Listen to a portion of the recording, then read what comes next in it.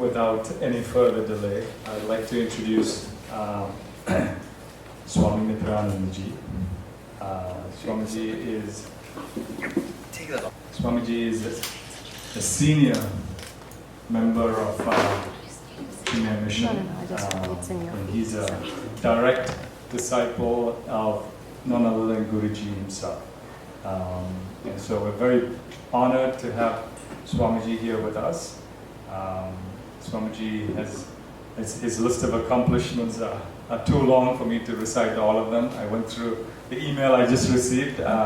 It seemed like a lot, but a few notable things. Swamiji is a senior monk in the Chennai Mission. He is also one of the trustees of the university, Chinmaya University.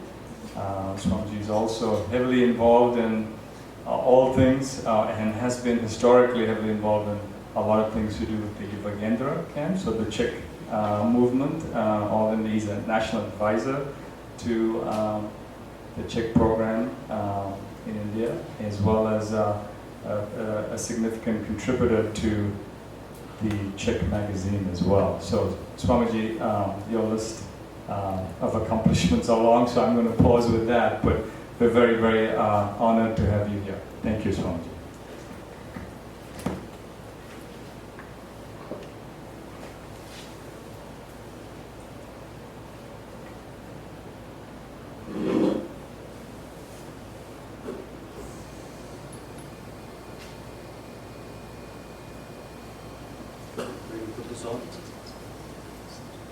This is the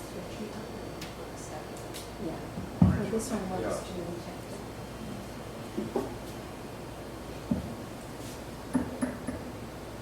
Checking. Samasta jana kalyane niratam karunamayam namami Chinmayam devam sadgurum brahmavidvam.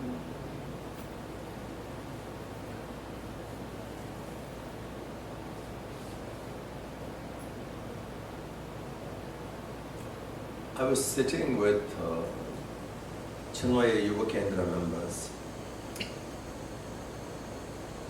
31st December. What is special about 31st December?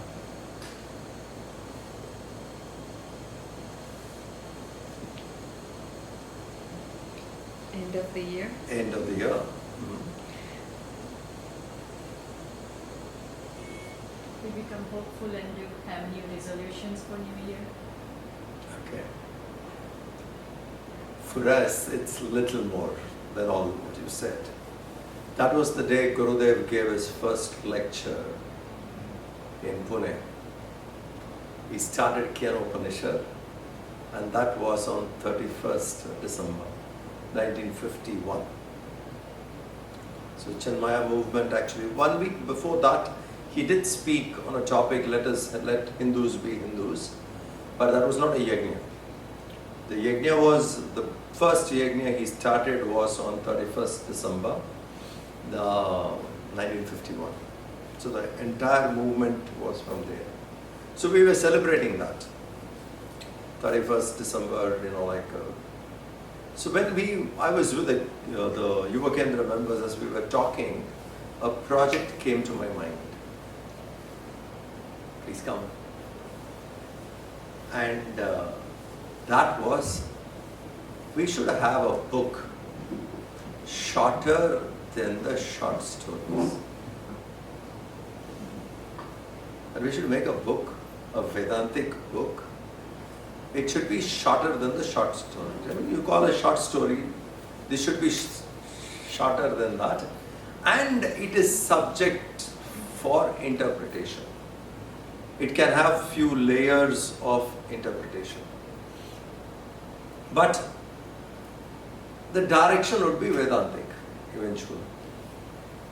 So sitting with that group, I said everybody will give one story. We give you a week's time. You think over it, but submit a story, which will be very short. And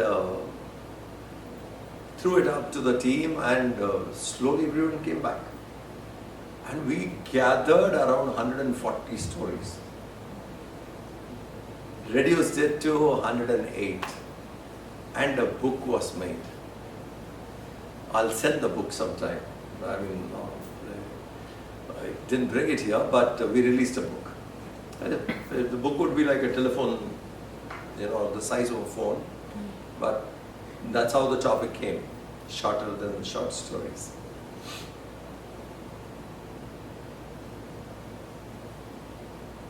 So we'll discuss one or two stories from that. But before that, there is a beautiful book called Narada Bhakti Sutra. Narada Rishi has given one-liners on devotion.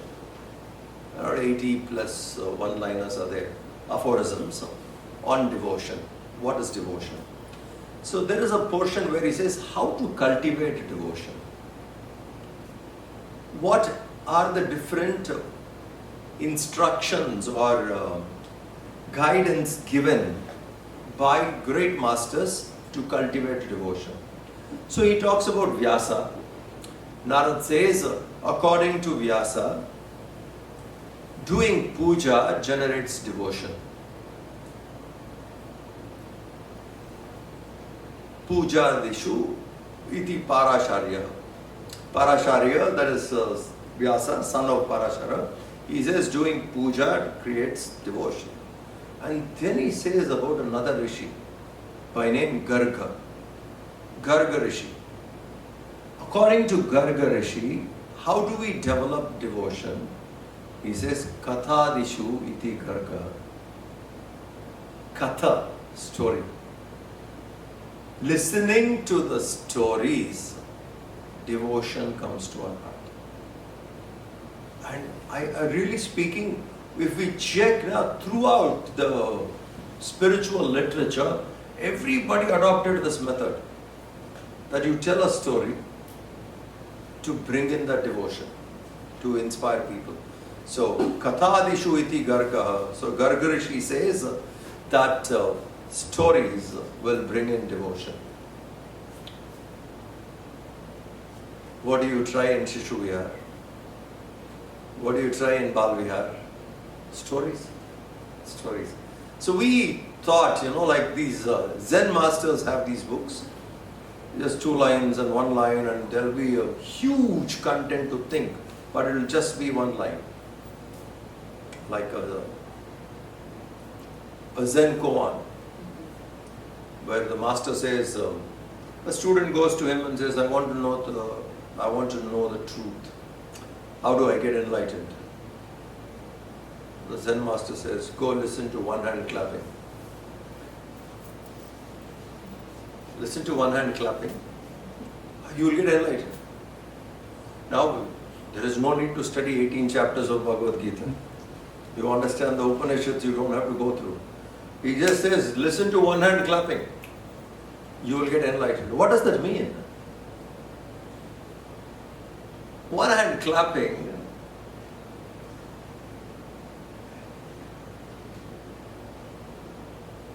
you see, there should be something in it, right? When he said, go listen to one hand clapping, you will get enlightened. For a clap, you need 2 hands. Duality. 2 is required to make sound. If it is only 1, silence. You understand? What he meant there was silence. Be silent. Listen to silence. Become silent. You want to get enlightened? Listen to one hand clapping. Things like that. We have also in Bhagavad, when you read, there is a very beautiful portion called 24 Gurus. Avadut, a wandering mendicant will go around and he'll pick up lessons for life, transforming lessons for life through different teachers he'll meet. So he picks up 24 teachers. the sun, the moon, the stars, stuff like that. And from each he will learn some lesson. And one lesson he picks up, he says, I went somewhere, I was sitting in in a house. The lady of the house was feeding all of us, serving. And she had only one bangle in her hand. And I learnt a lot from that. That's all. This is there in the Bhagavad. Just one bangle in the hand. Again, it goes to what the Zen was. Zen came much later. If there are two bangles, you will have sound. They'll knock and there is sound. If there is one, there is no sound. So we thought, like we will bring out a book of this kind. And we collected, and the stories are very, very fascinating. Like I'll tell you one. A mermaid meets a merman and they swim across the ocean happily.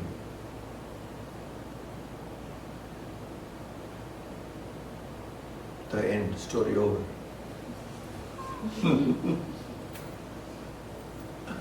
A merman and a mermaid meet and they swim across the ocean happily. You see how short is the story? If it is too big, we have to put it in the category of a story. Shorter than the short story.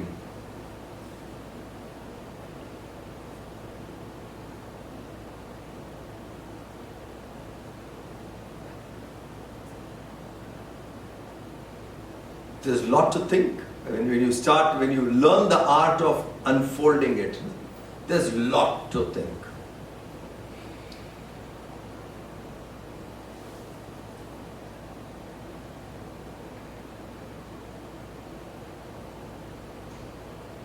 Can anyone interpret what we are trying to do through this? A merman and a mermaid met and they were swimming happily in the ocean. Yeah. You don't have to go to land to find happiness. You can find it right where you are. Okay. Yeah, I mean, these are interpretations, definitely. Jiva meets Ishvara and they cross the samsara. Yeah, they move across happily. They learned how to live happily and they are Guru Shishya. They found love. So Huh? They found love. They found love when they were moving happily in samsara.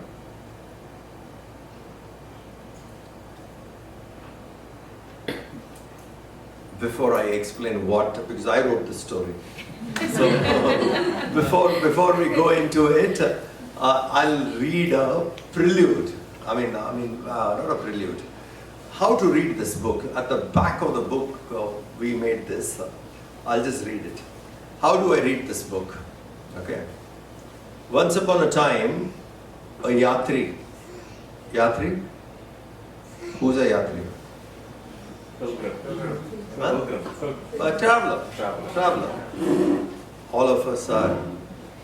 You understand? All of us are travelers. What a long travel we have made to arrive where we are today. Our travel began from unicellular organism. We have traveled. Imagine the journey which we have done.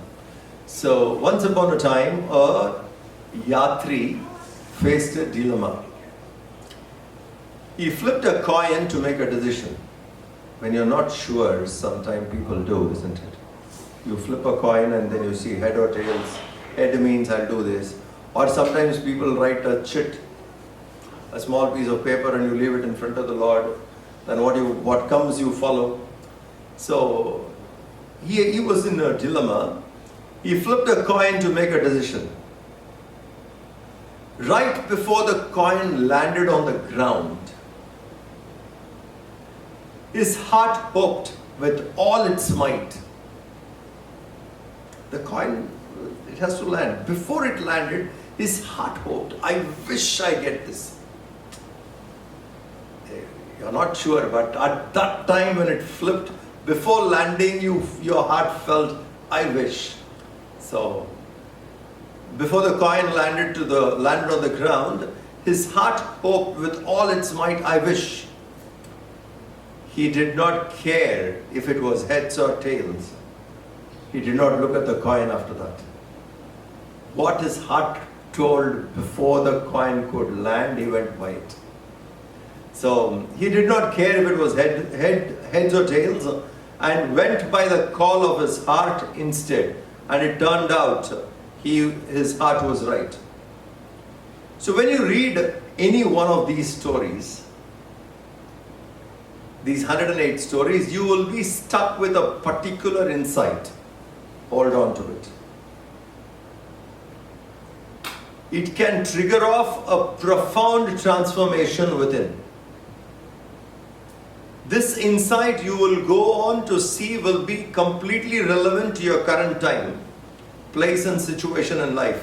When you revisit the same story later, it might speak to you very differently.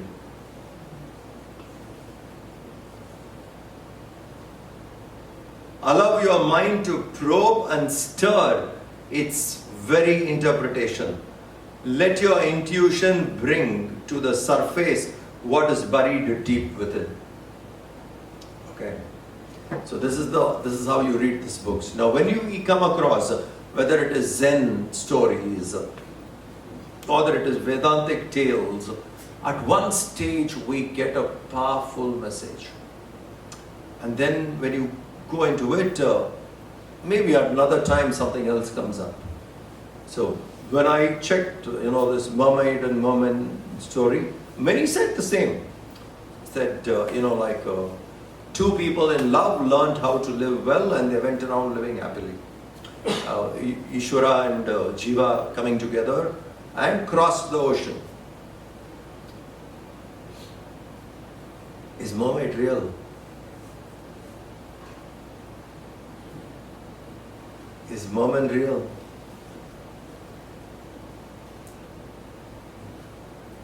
Are you real?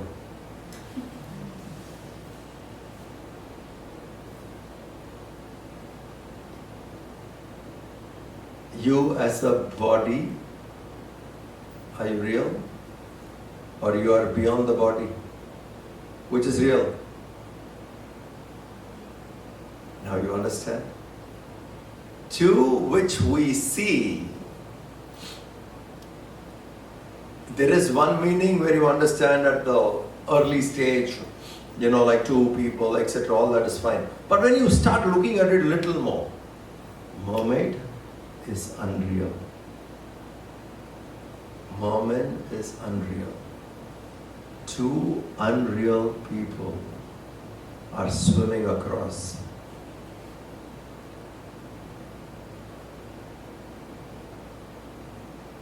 Brahma Satyam Jagan Mithya Jivo Brahmaiva Naparaha.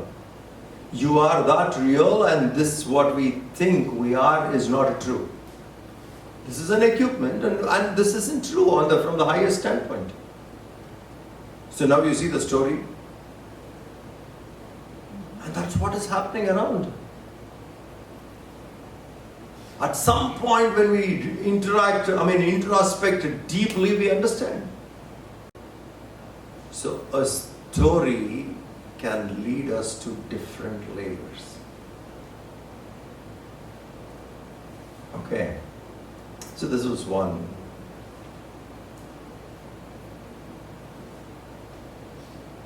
Another story from the book. After that, I'm going to ask you all to tell stories now. Yeah.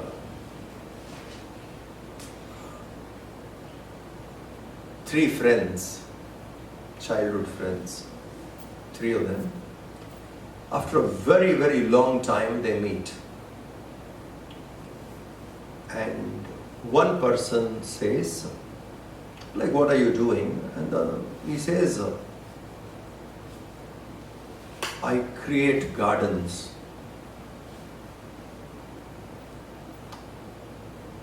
Another guy said, I create gardeners. Okay. third chap said, I go live in that garden.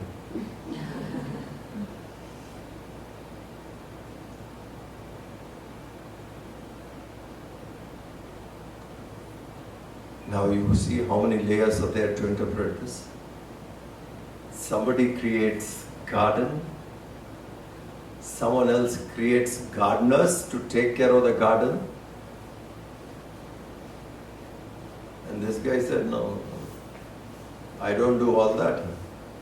I go live in that garden.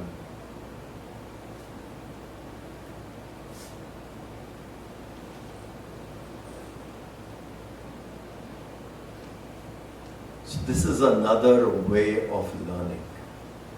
What we have reflected, what we have studied, if we can bring them up into a very, very small capsules, that shows clarity of your understanding. That's what that Garga Rishi also said, Kathadishu iti Gargaha. Stories can lead us towards the higher. So this is another short story. Someone creates a garden, and someone creates gardeners. And this person says, I don't go into all that. I go live in that garden.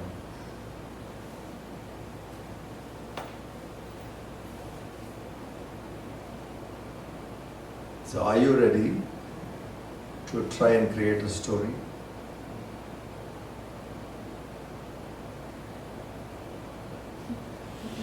I'll give you time. You have to just sit quietly, just create a story.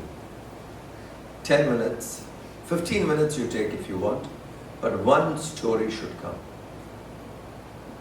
And you will share that story.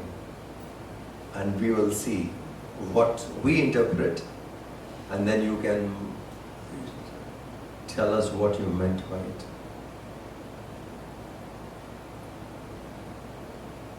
You thought I will sit here and tell stories? Yes.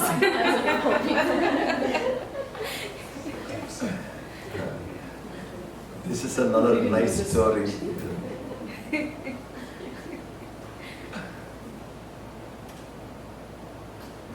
See, actually when this conversation happened, after this book came up and the whole thing happened was, I was telling them the story of the prince and the frog. The princess and the frog. You know the nursery rhyme? The princess went on kissing the frog and finally one frog turned out to be a prince. And then they married, they lived happily. You kiss a frog and it becomes a prince.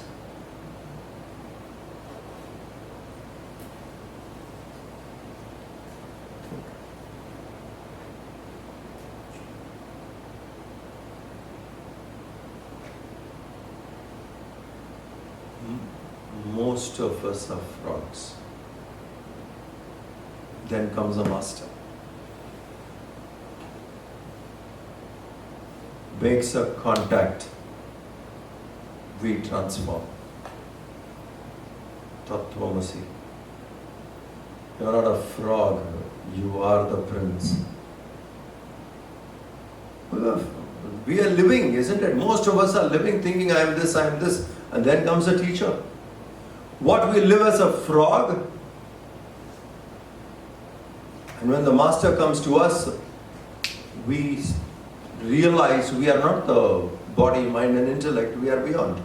So you see, it's a very small, old nursery story, nursery rhyme. When you look into that deeply, it gives you another meaning altogether.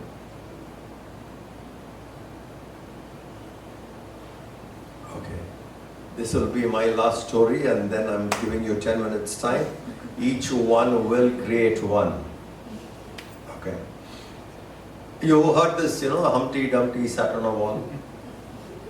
Huh? Humpty Dumpty sat on a wall.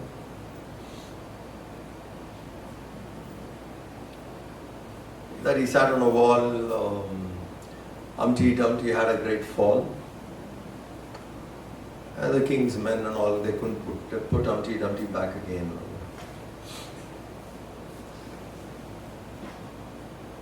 So there is a story. Humpty Dumpty sat on a wall again.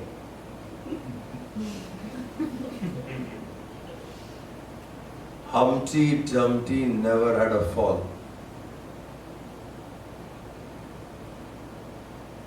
Lived happily. Think.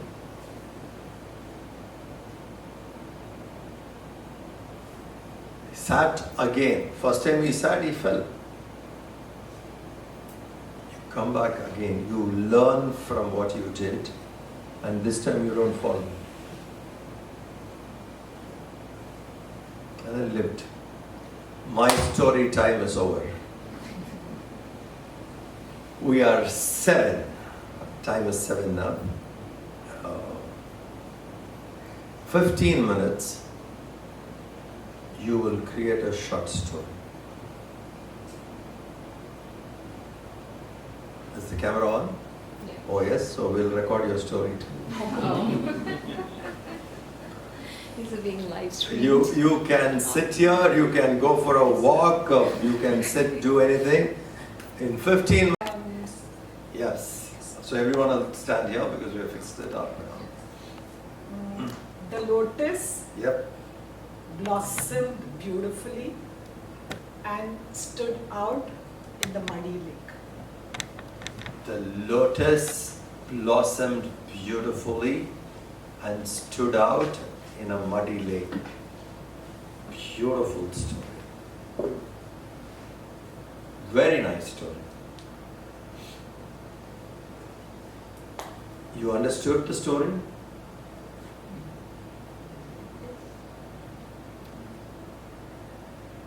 From the slush comes the beautiful lotus.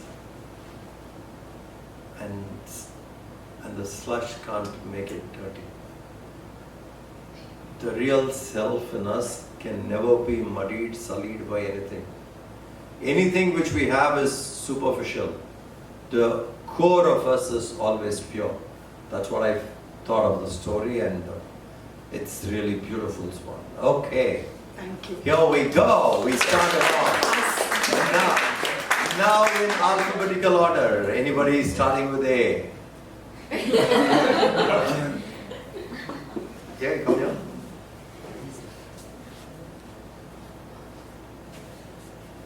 Go ahead. Okay. A turtle lays its eggs 6 miles from the shore. Somehow, all the turtles make 6 miles from the ocean. I'm sorry. Somehow, all the turtles make it to the ocean. A turtle lays eggs 6 miles. From the shore, and after the eggs hatch, somehow They somehow get into the the. turtles make it to the ocean. Okay. Anyone wants to interpret? See it as we are born 6 miles away from our source. Mm. We make the effort to join the ocean. Go back. Yeah. Mm. I think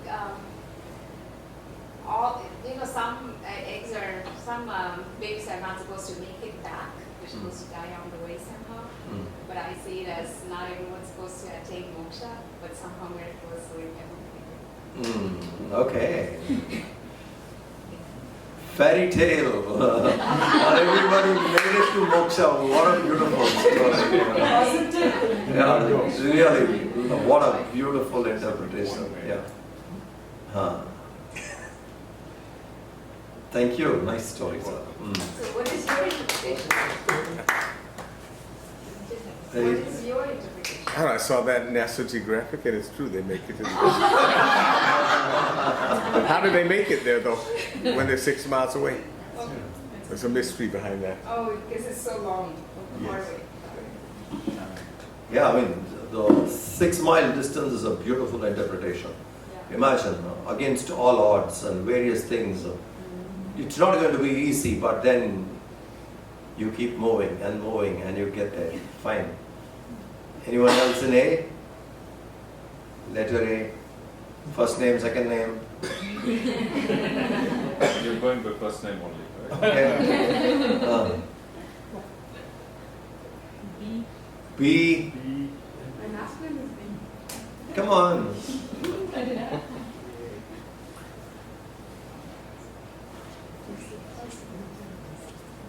My name is Vaishali. I come here for the first time.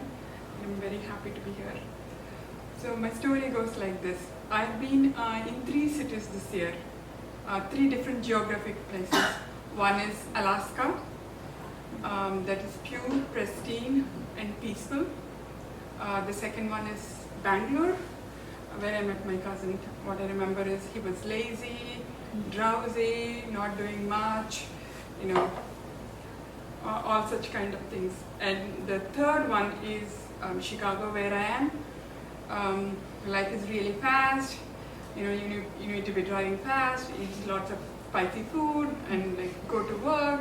Run for promotion, compete with others. That's my story. Yes. Sattva Rajasthan.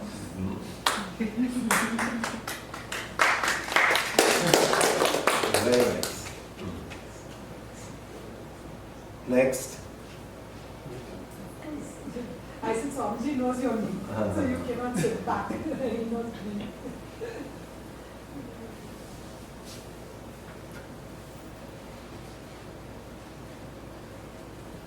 It's like a toss. After coming here, I realized I did something. I've been with my grandson to a show. The title is One World, One Sky. That's my story. Sorry. Tell me again. One world, So one sky. you went to a show with your grandson. In the Adler Planetarium. It's called One World, One Sky. One world, one sky. That's my story. Yeah, anyone? Such a lovely story. Akash and Shashi. Mm. It's the interconnectedness of everything. Mm. I did the interpretation last time. Yeah, you did. You explain what you meant. See, wherever you go, in whichever part of the planetarium says, which is you can apply to your own life. Wherever you go, wherever you live, there's only one sky. Isn't it? So we can interpret it any way you want. In terms of your unique identification with him, right? Whichever part. Wherever you belong to. Whichever place you are. That's the main thing. The Beautiful. same belief, Yep. the same faith. Same belief, same faith, same anywhere you go, Same. there is only one sky. What we call in Vedanta, in Hinduism, Vasudhaiva Kutumbakam. We are just one family under one sky. Every one of us are nothing but that alone. Nice, good. Next, A, B, C, D. Hari Om. Camera on the side. Hari Om, my name is Divya. My story is, a woman is absorbed in her reflection. She does not notice the other woman watching her from the other side.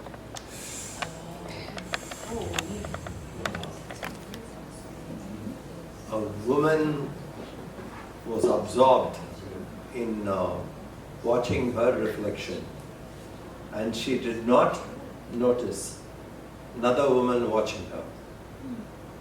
Beautiful. Beautiful.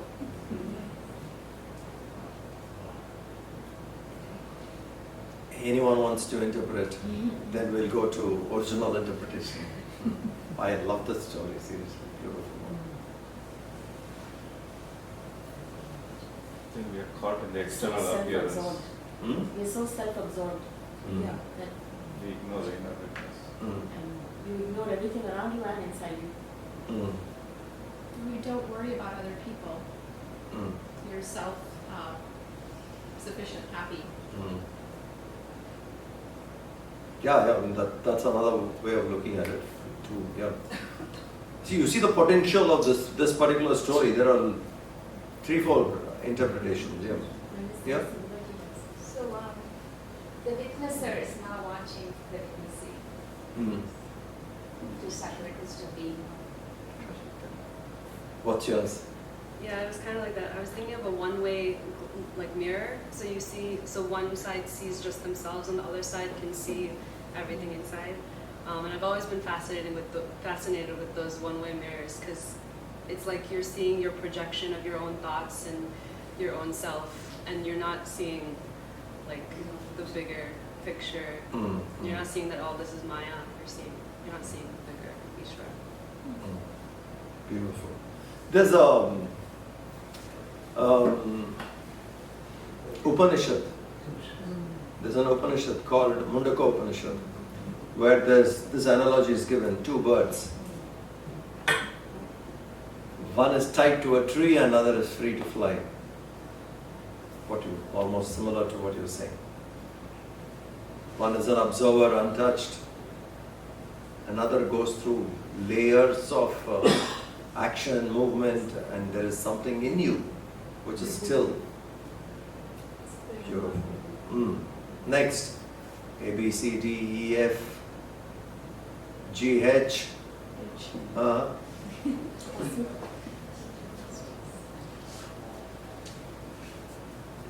Hari Om, I'm Asmita. I often wondered when Pandavas asked for the 5 villages, and if Kauravas gave it to them, what would happen?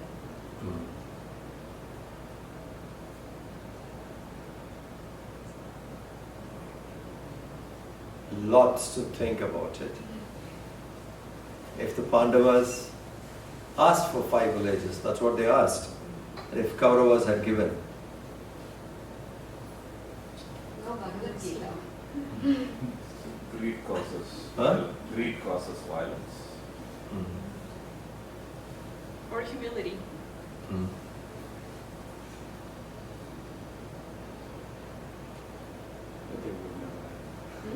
But they would never have given. anyone wants to interpret? No Mahabharata. No war happened. Your version? It would be if it was, if I think about it, they just were humble because they had so much already. If they just gave a little bit, they could have avoided the war and a lot of pain. Okay. Thank you. In a play, the creation, the Hindu rishis have interpreted the world, the universe, the best way. They say this is a sport, Bhagwan's Leela. What's that?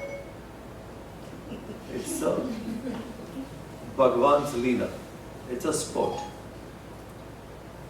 And we had a world like that once in Satya Yuga. Then when it came to Treta, there was differences. The sport changed. In Satya Yuga, it was all, the truth and everything which we say as, like fairy tale, all happy and wonderful. Satya Yuga was like that. The human's evolution was such. Then came Treta. Then came Dwapar. And here we are in Kali Yuga. So in each Yuga, this game starts changing. So in Dwapar Yuga, you needed a Mahabharata. It's only a sport. Nothing happens to the Jiva, isn't it? All of us are perfect where we are. Nothing happens to any one of us. It's just the outer external appearance in which we are in. So it's nice. That would be impossible for the game that way to give it. In Satya Yuga, that story would have, they would have been happily given away 5 villages. Yeah. But the game goes, so, yeah. Next.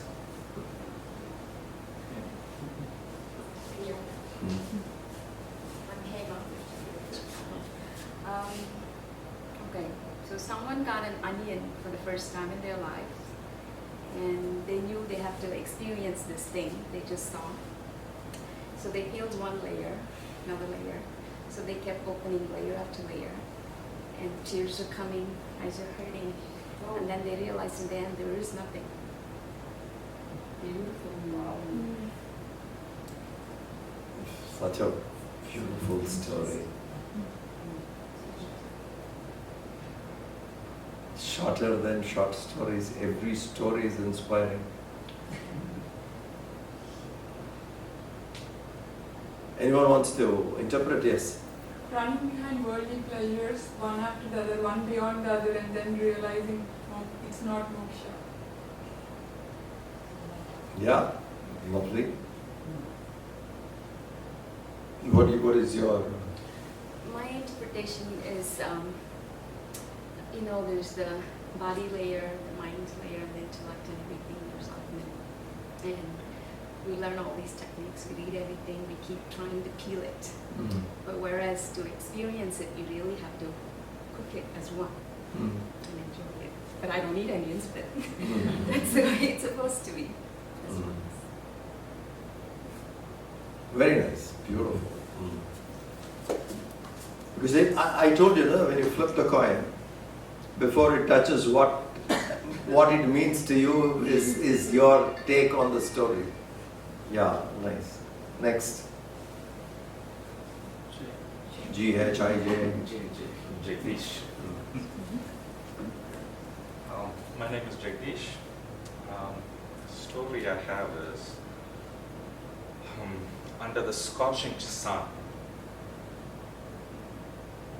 the proud drop of water on the lotus leaf refuses to join the pond.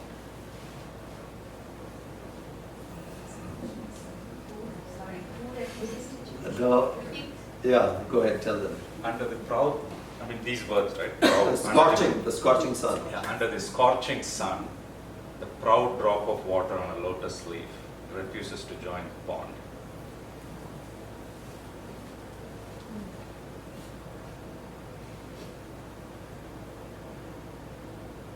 Anyone? Or should I say, fails to join the pond? I think that's more apt.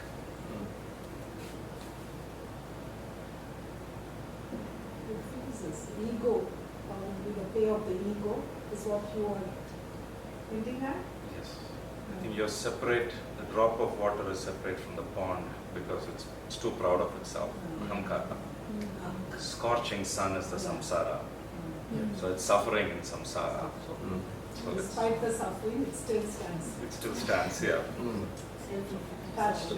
That's why he corrected this second time when he said, failed to join the pond. Fails, not refused. I actually thought Agenda. it different. Yeah, that's what it meant to be. Yeah. When you said it, I interpreted it as that almost lucky drop of water was lucky to be on that lotus and not amongst the rest of the mud or the dirt or amongst everyone else, kind of distinguished, closer to the real or the Yeah, the first thought which came to me was also saying it's extremely adventurous to make it all the way to the lotus leaf in spite of the scorching sun. That's how I look. But then when you said failed, then it's like, hey, into the water now, go back, you missed a point. Yeah. So there's two interpretations. If you say refuses to or fails to. Fails to is the right one. Yeah. I see the lotus leaf as the vasanas holding it back. Good point. The 6 miles. 6 mile lotus leaf. Come on, who's coming next? G-H-I-J-K-L-M-N. Ma.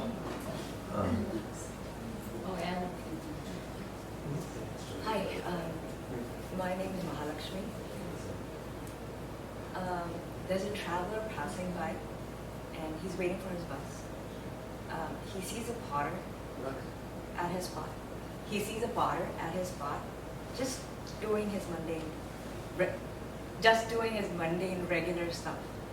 The traveler walks by, doesn't get on the bus, gives him a hug, and just expresses happiness. Who is a potter?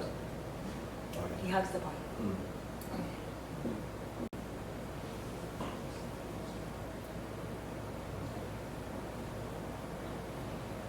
Nice. The potter is the creator. You can put it that way too, yeah. The guy was very aimless, and he saw the clay is, pot is a manifestation of the clay. And he was giving everything a shape, where he had no directions. He was able to see a beautiful message right in front of him, that this clay is nothing but a manifested version of the Brahman. It's a Brahman, and Brahman is the clay. You know how I saw the story when you said, this guy was searching for answers. That's He was why searching gave the for hug and answers, started. and he was not finding it himself. Like he was searching, he was on a quest, Right. and then he found the method. To A manifest. potter was just doing, he picked up the clay and he made a pot. The pot and the clay are not different. You got your answer. Yeah, that gave him the happiness. Yes. Okay. I, J, K, L, M, N, O, P, Q, R, S, T, U, V, W, X, Y, Z. Everybody now, yeah. All of the above. Manoj, so what I realize is I have a lot of great storytellers amongst us. Wow, much better than me. But my story is about a father who goes to pick up his son from school.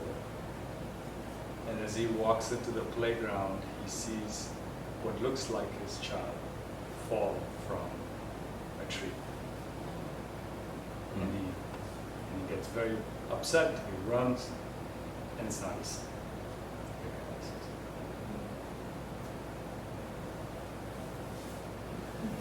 Yes.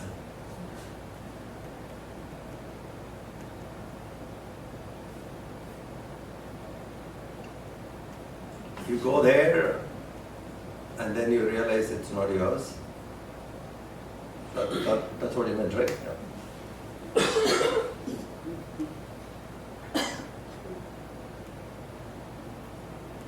Anyone?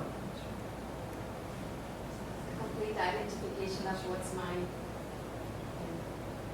And you don't feel the same emotions when you find out. You may still care, but you don't have the same emotions.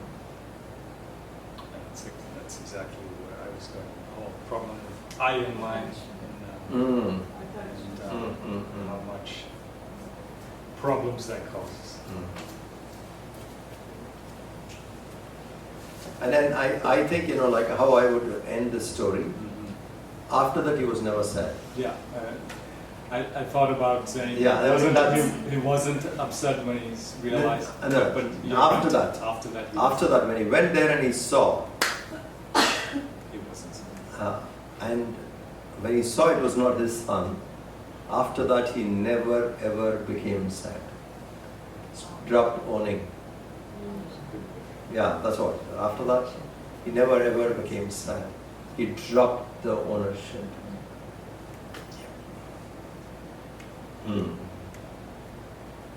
Next.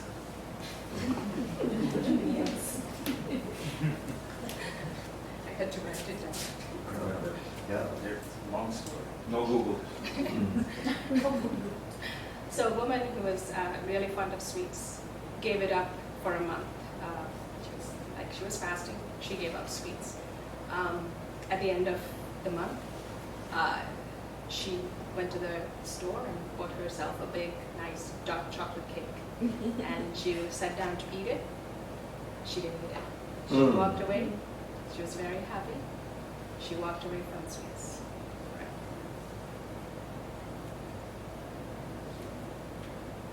Anyone? Go ahead.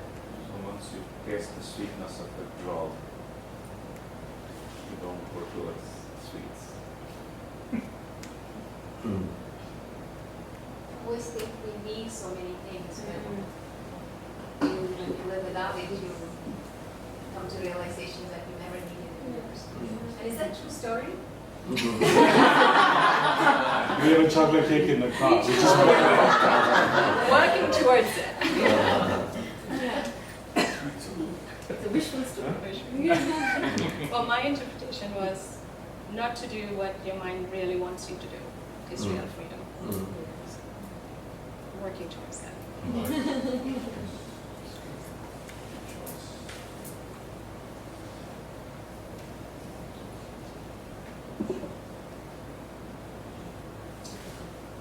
Little practice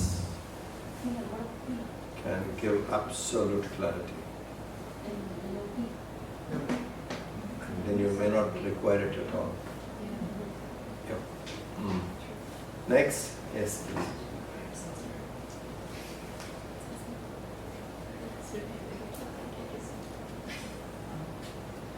Yeah, so my story is the best time to gaze at the sky is on a new moon night. Oh.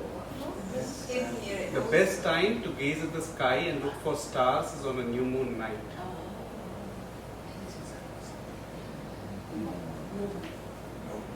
Amavasya. Go look at the sky on Amavasya.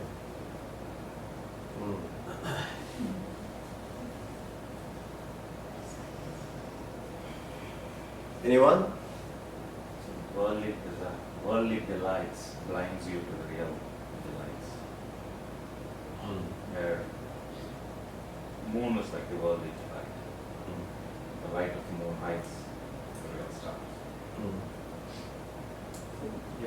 Jnana could come out of complete ajnana. Okay. When you shut yourself totally from the outer world, the self remains. See? 3-4 interpretations. What's yours? I think all of them sum up my you need to shut yourself from all the distractions and have an empty mind to realize your potential.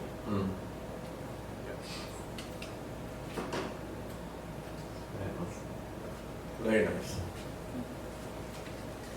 Next.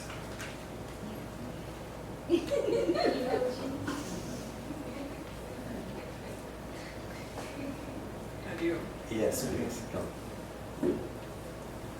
Wish God had designed us little differently. Instead of giving us 2 eyes, gave us only 1.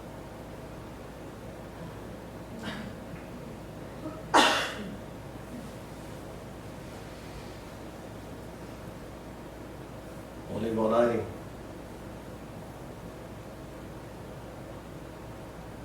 Have a singular focus. We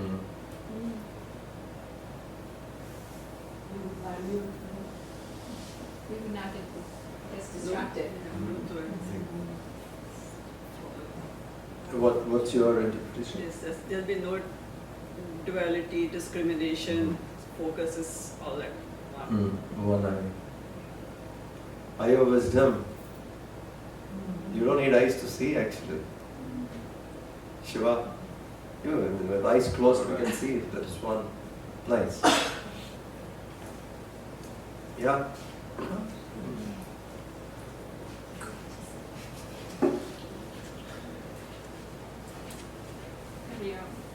So I don't know how many of you have kids and love to play Minecraft. And so my story is we keep playing Minecraft or be in Alice in Wonderland and then realize All is one. Say it again. Say it again. in the world of Minecraft, you keep creating worlds after worlds, or be Alice in Wonderland, and then you realize everything is one. I get something. Or you keep catching Pokemon. My kid is eating, breathing Minecraft. So, you know, let's have conversation. So, mommy, in Minecraft, created this world, then this. So it's like all the experiences we're having, they seem different, but it's all one thing, which is Maya. Yeah, even Alice in Wonderland, right? Your thought jumps, keeps jumping and again, kind of thing. And in Minecraft, you can keep creating new worlds. You have one world, oh, I have this and this one, and then in reality, we say, okay, I need this, and then you create a new world with I need new house, something, and then you try to give up and because everything is one. Lovely, very nice. Next.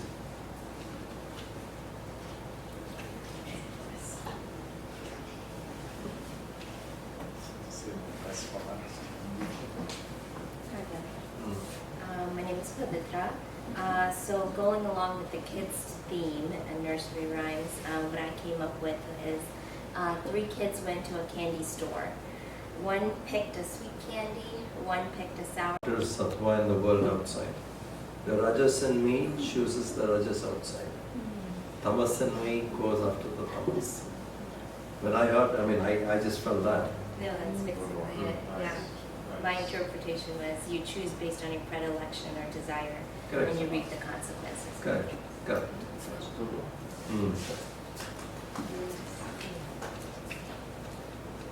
Next, few more people. Sure.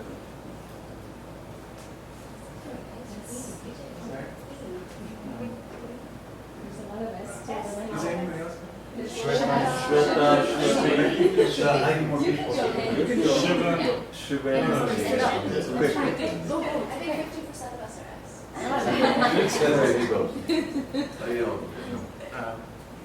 Breaking vision. Sorry for going out of turn. He's excited. So, a man arose, saw his reflection, and fell in love with it. Say it again. A man arose, saw his reflection, and fell in love with it.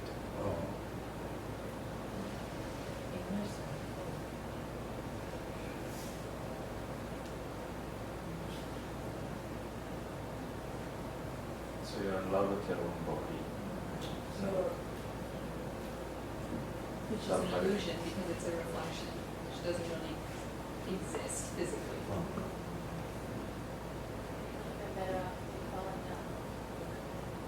I'm imagining he's standing up and then he's seeing in the mirror. And he would have been better off falling down. But instead he's falling in love. Did you use the word arose? Arose. Arose.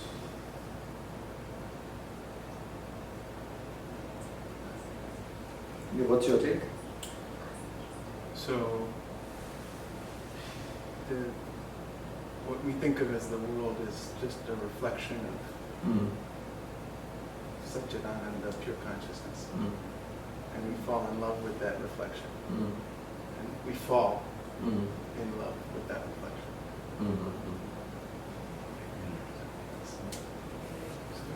Yeah. We should be happy for the reflection also, right? Imagine there's no creation. Let the play continue. Yeah, who's coming next?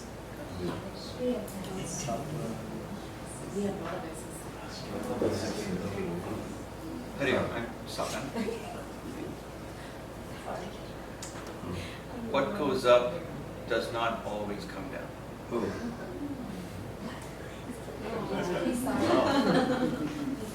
Body weight.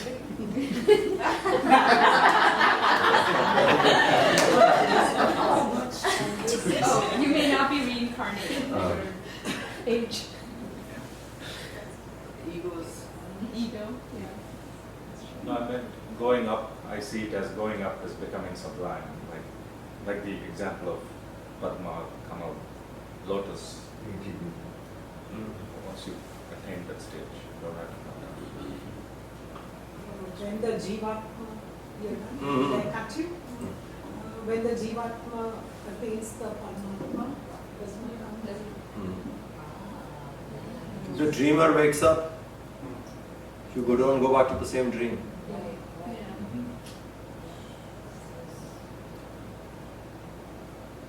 What was you?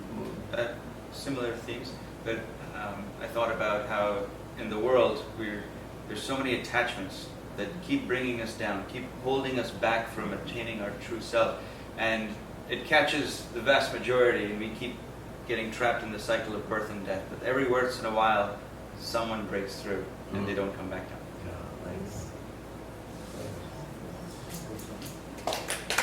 Next, who's coming up?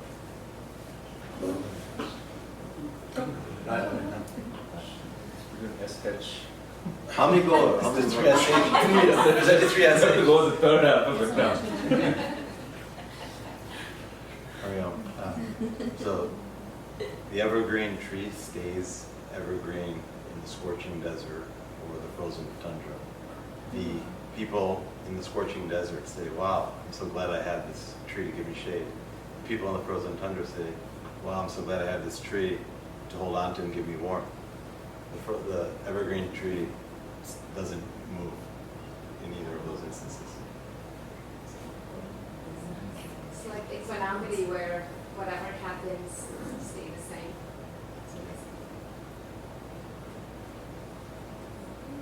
Do your duty despite the situation you're in, and don't get emotional about it, and stay equanimous and steadfast. Yeah, nice.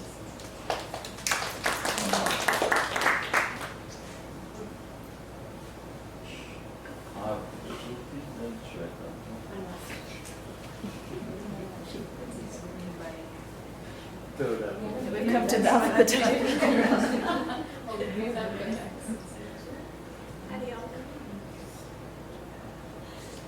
We moved recently. My children remind me the bathroom mirror is dirty. Before it was dirty, it was clean. Before that, and after that, we did not own that house. Say it again. My children remind me the bathroom mirror is dirty. Before it was dirty, it was clean. Before that, and after, we did not own that house. Wait. Nothing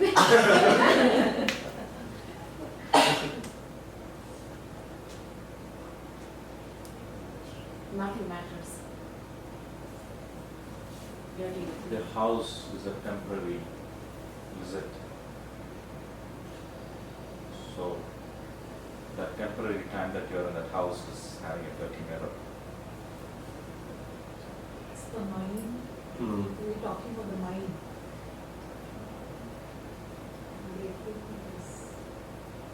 Dirty. It was dirty and then clean, was then it was dirty. Something like that. And I see the cycles of birth. You explain.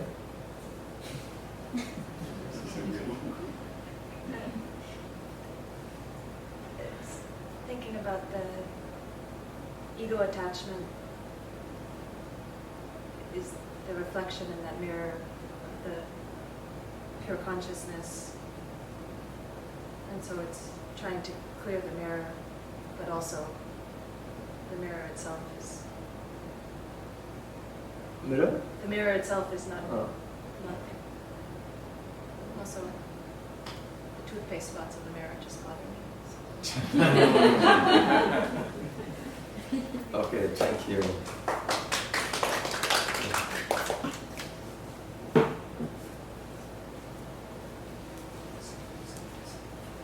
Hari Om, my name is Shweta.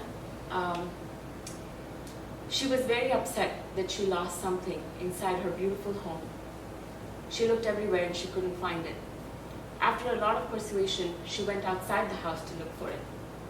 She never found what she was looking for, but she never searched again. Do your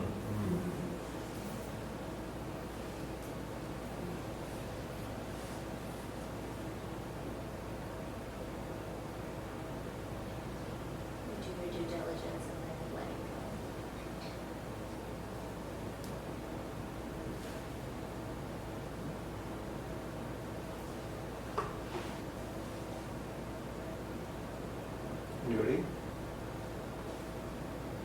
once you drop something, you drop, you don't go for it again. I mean, that's what I felt. So my interpretation was, we're all prisoners. We live inside 4 walls of our mind, and we get upset, and we get upset, and we just stay inside the house because we never go outside to look for truth. When you go outside and you look for truth, it's enlightening. So what bothered you, what you lost, was never a matter anyway. Very nice. All done. Anybody else wants to try now?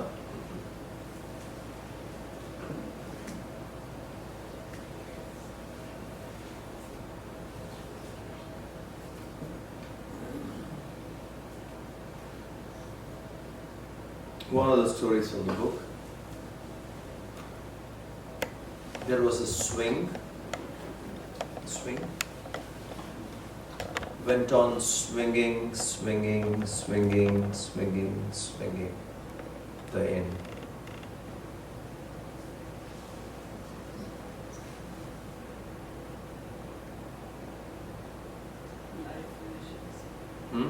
Life finishes. Pralayam and Srishti. Pralayam and Srishti.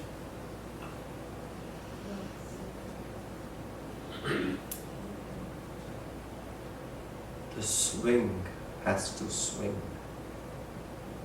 Isn't it? The swing went on swinging. In Tao, they say everything is perfect as it is. Everything is as it should be. So the swing has to be swinging.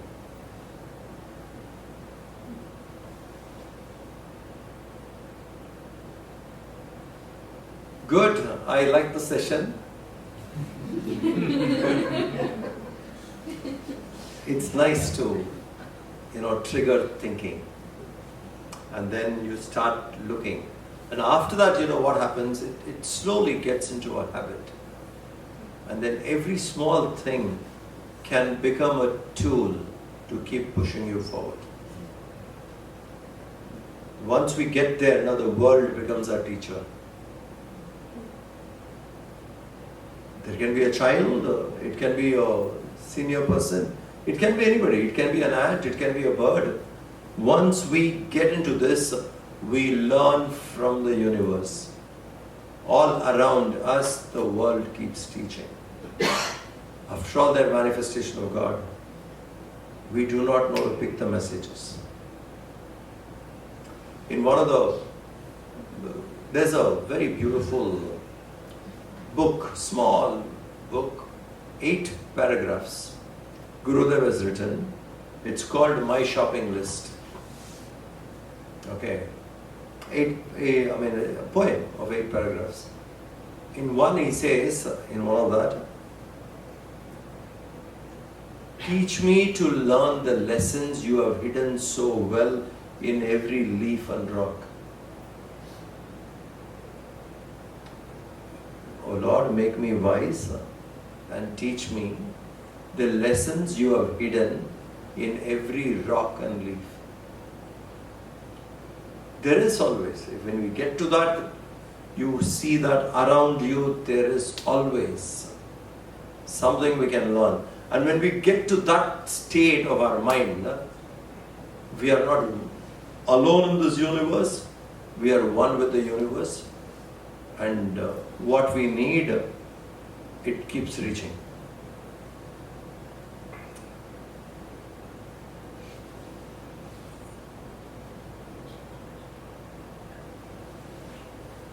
We've recorded, right? What one can do? Just write down these stories. Somebody can take this up. Manoj will do it. Write down everyone's story, put their names. So that it goes out, to the group. We can circulate because beautiful information came out. Some of them can actually trigger a deep transformation holding on to it. So I think circulating the story you should do good. Om Shanti Shanti Shanti. Hari Om Sri Guru Pyo. Hari Om. Thank you very much.